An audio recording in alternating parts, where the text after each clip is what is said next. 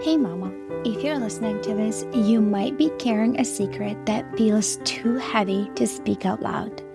You look like you got it all together, you serve at church, maybe you even lead a Bible study. You smile when you drop off the kids, but no one sees the other side of you, the one that comes out behind closed doors. At home, you are a completely different person. You yell, you explode, you scream at your kids, sometimes in their face. You tell them to shut up. You grab them too harshly. You throw things across the room. You smack them in anger, twist their ears, spank them in rage, and immediately after, you are hit with a tidal wave of shame. You cry alone in your room and you whisper, "God, what is wrong with me?" You feel scared and disgusted by your own reactions. You're terrified that someone might find out.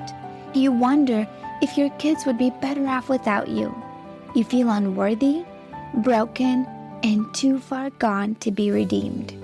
You try to fix this on your own. You listen to podcasts, parenting books, download freebies, but nothing changes. You keep falling back into the same patterns, and it feels like you are stuck in a cycle that you can't break. You don't trust yourself anymore, and if you're honest, you are afraid of who you've become. But here's the truth, Mama. You are not beyond hope. You're not alone, and with God's help and the right support, you can change. I'm Elizabeth, a mom of 4 and an anger management coach for Christian moms. And inside my Calm Christian Mom coaching program, I guide women just like you through a powerful transformation. This isn't shallow behavior management. We go deep. We address your triggers, your stress, your mindset, your nervous system, and the spiritual root behind your patterns. We invite God into every layer and walk hand in hand towards healing. In just 12 weeks, you can become a completely different mom, unrecognizable. One who leads with patience, not panic. One whose children feel emotionally safe around her. One who cultivates peace. This summer, I'm offering a Calm Mama strategy session, a powerful 15-minute one-on-one coaching session designed to help you uncover the root of your anger and receive spiritual, emotional, and practical support. It's your chance to experience what coaching is like with me before diving deeper into ongoing support. If we both feel like the full program is the next right step, we can talk about what that looks like for you. You don't have to keep living like this. Your family is worth healing, and so are you. Use the link in the show notes to book the Calm Mama strategy session.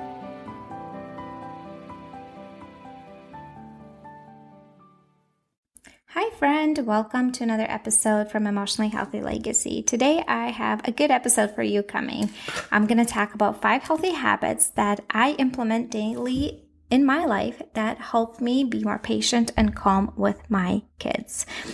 And I think you will find it really helpful. These are the kind of things I do teach in my one-on-one coaching program. I do also have Emotionally Healthy Mom course that I recently released.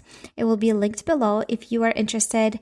It's really similar things that I sell in my one-on-one coaching program, but this is stuff you just do all on your own.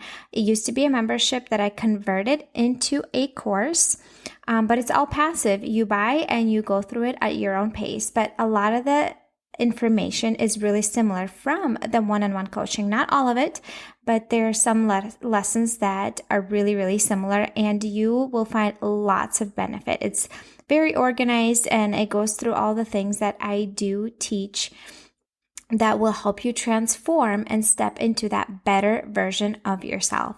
So if you truly desire to become that better mom for your kids that is calm and patient and grounded, the one that is happy most of the time, the one that is not triggered and agitated most days, then this is for you. All right, so let's dive in.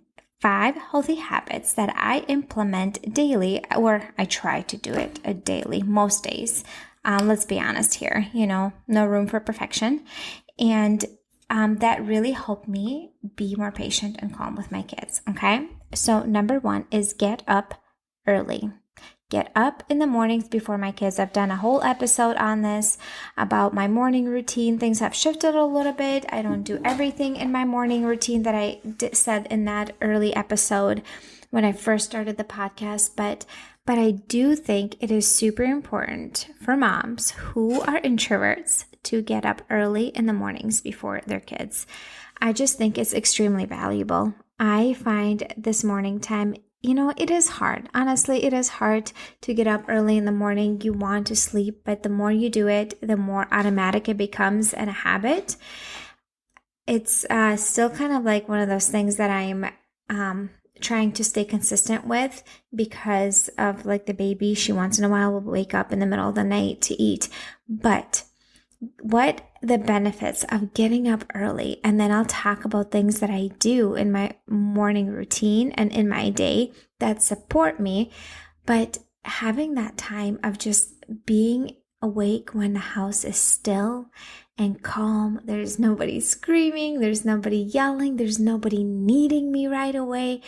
It's just peaceful and calm, and I can take my time to get ready. I do some things in my morning routine that are super helpful and supportive for me, and we'll touch on this in a bit. But this is like one of my habits that I teach most of my moms. Obviously, depending on your schedule, what if you work night shift, right? Like we have to look at the reality of what if you have a newborn baby? Obviously not the season, right, to get up early in the mornings, but as much as you can help it, we can set some boundaries to help you, go to sleep earlier. Usually it's boundaries with our phones, right? And so you can get up early and you have that time by yourself with peace and calm, okay? There's so many benefits to getting up early in the morning. One of it helps me feel proactive, like during the day. Like when I wake up last minute, I feel reactive already. I feel like I'm just rushed right away. But when I get up in the mornings, it just feels calming and more peaceful to my nervous system, okay? You'll notice the benefits when you start doing it. Like I promise you, try it. Try it for like a month and see how you feel, okay? So the other thing is that a habit that I implement daily in my life, it is meditate. Meditating or just sitting in silence and peace and calm. And I combined it with another one that is on my list at times, not depending what time of the day I do it, because right now when I get up in the mornings, it is still dark. So I don't go outside, but sometimes like midday when I feel kind of overwhelmed and just need some time, that's another thing I'll touch on in here, but meditating is really good and calming to your nervous system. It de-stresses you, it reduces overwhelm, it just helps you be more calm and patient and grounded. There's so many benefits to meditating. And I'm not talking about anything like weird and just connecting to source energy or anything like that. I know some people do that kind of thing. For me, it's just being in silence and being calm and being present and just focusing on my breath and like, what do I smell? What do I taste? Do I feel the wind if I'm outside? Do I feel the mat under me, the surface under me? And just taking breaths and just relaxing my shoulders and relaxing my chest and relaxing my legs. Just like taking 5 minutes to just truly calm your mind, calm your nervous system. And that lowers your threshold. And that not lowers your threshold. It lowers that baseline that you have a lot more wiggle room throughout the day to have things that don't go your way. Okay. So meditating is something that I do almost daily, and sometimes it's a minute, sometimes it's 5 minutes, sometimes it's 10 minutes. I just enjoy being in silence so much. As I mentioned in one of the previous episodes, creating a lifestyle that is not busy will help you implement these habits. If you have a busy lifestyle, you'll have a much harder time implementing these things that I'm talking about, okay? The other thing is number 3 on my list is something I do almost daily, and that is journaling. Journaling is one of my favorite ways to process and release emotions, okay? It is how I process my day. If I ever get upset with my husband or my kids, instead of taking it out on them, I take it out on my journal. Believe me, the journal is very understanding. It's not going to talk back at you. It's just going to be there for you. I emotionally vomit into my journal when I need to. And it's much better than taking it out on my family. I just release those negative emotions into that journal. It helps me process and figure out what I'm thinking, like what path I need to take, decisions I need to make. It's just really, really helpful for me. It gets all the chaos, all the kind of overwhelm and clutter in my mind, and I put it on paper, and it releases space in my mind to have more clarity and just be more calm and not feel as chaotic. Okay. I know I was talking to my sister the other day, and she was saying how she has a lot going on her schedule, and everything is so chaotic and so busy, and all these things and all these events in August and September, and it just feels like too much, and she feels really reactive. And I suggested to her, I'm like, why don't you just write it down on paper? Put everything on the calendar.